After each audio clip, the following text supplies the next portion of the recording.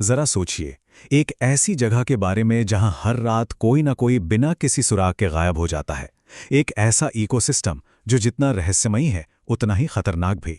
और सबसे डरावनी बात, ये जंगल इंसानों को निगल लेता है और पीछे कोई निशान तक नहीं छोड़ता। आज हम धरती पर मौजूद एक ऐसी ही खौफनाक और अद्भुत दुनिया की गहराई में उतरने वाले हैं, जो सदियों से वैज्ञानिकों के लिए भी एक बड़ी पहेली बनी हुई है। 50 से 100 सुनने में शायद एक छोटा सा नंबर लगे, है ना? लेकिन ये कोई मामूली आंकड़ा या कोई पुरानी कहानी नहीं है। ये उन लोगों की औसत संख्या है जो आज के समय में हर साल इस इलाके में बाघों का शिकार बन जाते हैं। ये चौंकाने वाला नंबर हमें तुरंत बता देता है कि यहाँ जिंदगी और मौत के बीच का फासला सच में कितना कम है और माहौल कितना जानलेवा है। तो चलिए बात करते हैं धरती के सबसे खतरनाक जंगल की। ये वो जगह है जहां गंगा, ब्रह्मपुत्र और मेघना नदियां आपस में मिलकर एक अनोखी दुनिया बनाती हैं। 10,000 वर्ग किलोमीटर से भी ज्यादा में फैला ये दुनिया का सबसे बड़ा मैंग्रोव इकोसिस्टम है।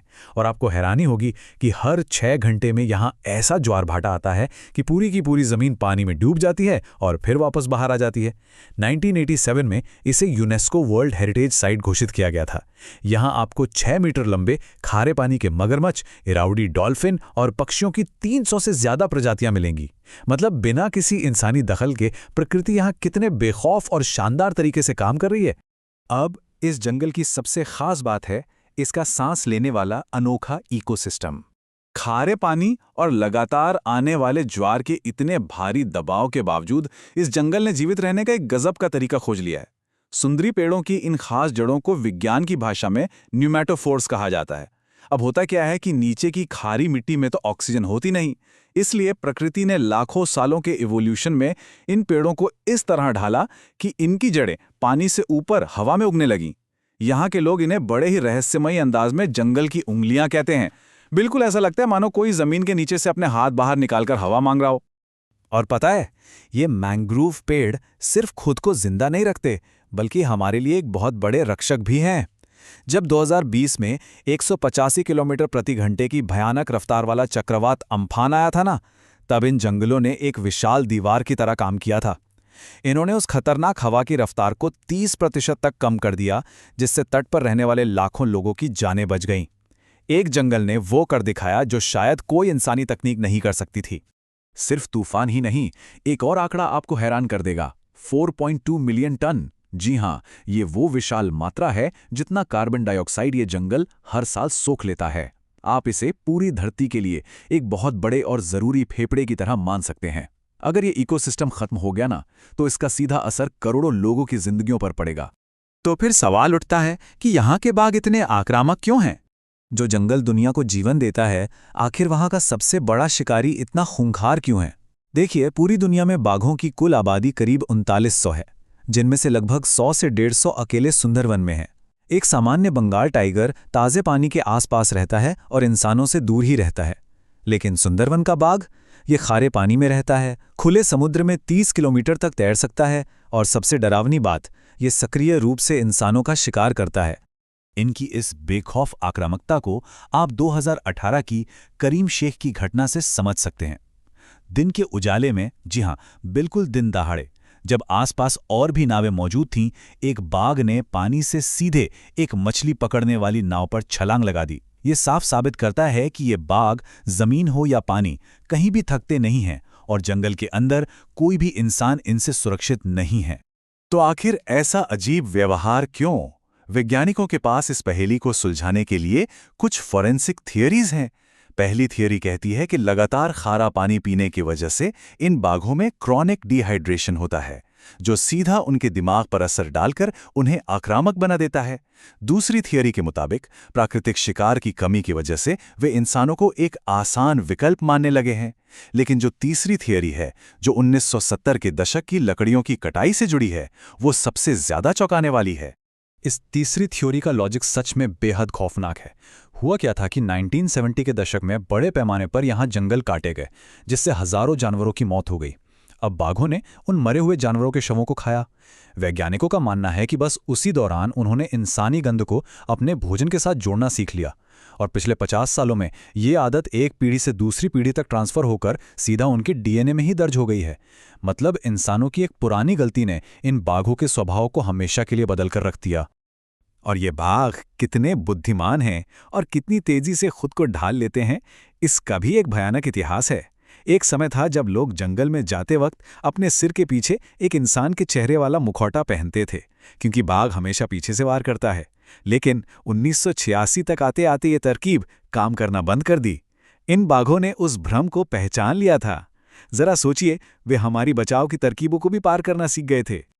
चलिए अब बात करते हैं खौफ, मजबूरी और बोन बीबी की। इतनी दहशत के बावजूद खौफ और मजबूरी के बीच फंसी करीब 45 लाख की आबादी इस जानलेवा भूल भुलैया के किनारों पर बसती है। इस समुदाय को बावली कहा जाता है।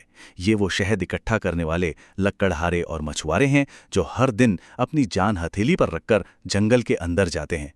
इनकी जिंदगी की असलियत इतनी कठोर है कि जब कोई पुरुष जंगल के लिए निकलता है ना, तो घर की महिलाएं अक्सर उनसे आंखें नहीं मिलाती। उनके मन में हमेशा ये डर रहता है कि कहीं ये उस इंसान की आखिरी झलक ना हो।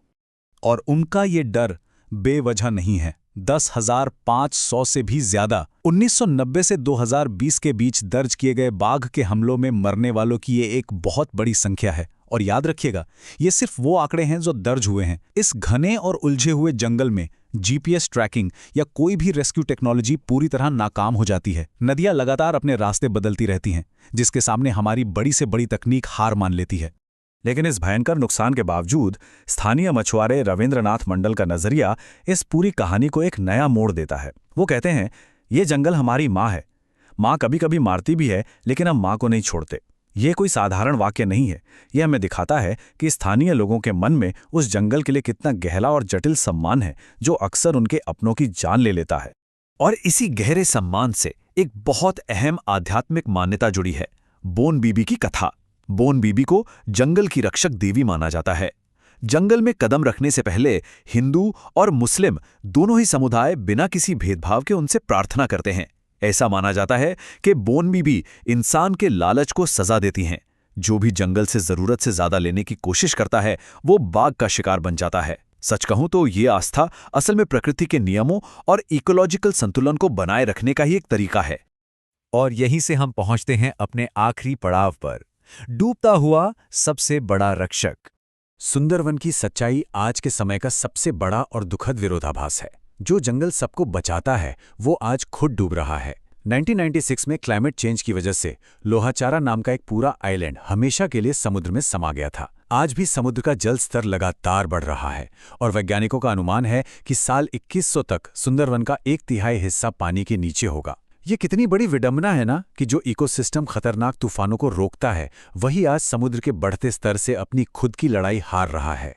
और यही बात इस पूरी कहानी के सबसे बड़े ट्विस्ट पर लाती है। जरा सोचिए, अगर बाघ ना हो तो क्या होगा? बेतहाशा इंसानी दखल होगा, जंगल कटेंगे और वो पूरा इकोसिस्टम खत्म हो जाएगा जो क्लाइमेट चेंज के खिलाफ हमारी सबसे बड़ी ढाल है। लेकिन बाघ के होने का मतलब है कि उस खौफ के कारण इंसान जंगल से दूर रहता है। तो असल में ये खौफनाक बाघ कोई दुश्मन नहीं है, बल्कि इस जंगल का सबसे अहम सिक्योरिटी गार्ड है। उसकी दहशत ही इस जंगल को इंसानी बर्बादी से बचाए हुए है और बदले में ये जंगल लाखों इंसानों को बचा रहा है। जो हमें अंत में इस बहुत ही गहरे और विचलित करने वाले सवाल के साथ छोड़ जाता है, क्या बाघ के बिना सुंदरवन बच पाएगा? वैज्ञानिक आज भी इस पर शोध कर रहे हैं कि क्या बाघों को आर्टिफिशियल मीठा पानी देकर उनकी आक्रामकता कम की जा सकती है। लेकिन सोचने वाली बात यह है कि अगर एक दिन ये बाघ इंसानों से डरना सीख गया या उसकी वो दहशत खत्म हो गई जो लोगों को जंगल से बाहर रखती है, तो क्या वो जंगल बच पाएगा जो हम सब की रक्षा कर रहा है?